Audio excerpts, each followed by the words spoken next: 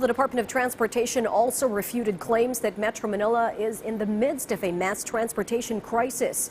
Meanwhile, the Light Rail Transit Authority confessed they do not have a disaster recovery plan to follow when a fire that damaged the train's power rectifiers paralyzed the operations of the LRT Line 2. Mela Las Moras files this report. The Bureau of Fire Protection has promised to release their investigation report as soon as they can on the LRT-2 fire that broke out last week, which halted the operations of the mass railway transit. This according to DILG Undersecretary Epimaco Densing III when he attended the emergency hearing of the House Committee on Transportation today about the issue of traffic and mass transportation. Hopefully it will come out tomorrow at the latest.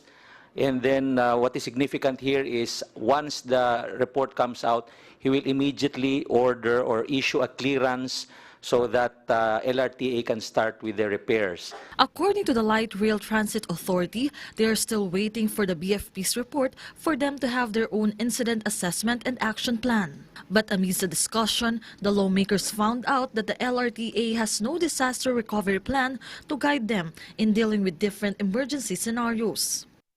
Sorry, sir. Wala po anta. That's one glaring gap that you have.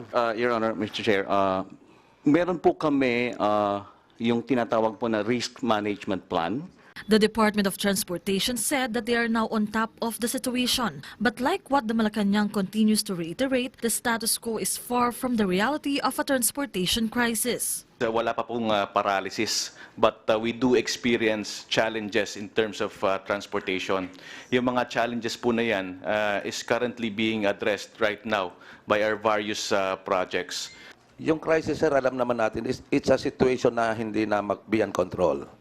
But on this particular situation, it is still under control. For House Transportation Committee Chair Edgar Marie Sarmiento, be it a crisis or not, the commuting public is suffering. So on behalf of the House of Representatives, he apologized to all the passengers who have been greatly affected by the problem. I love this country so much. I am a very patriotic person. I am a little bit emotional because I can see the suffering of our constituent, a never-ending suffering, and I wonder why, despite a 4.1 trillion budget duly passed by this House, we cannot even have the decency of a mass public transportation system. Mela Las Moras for the Nation.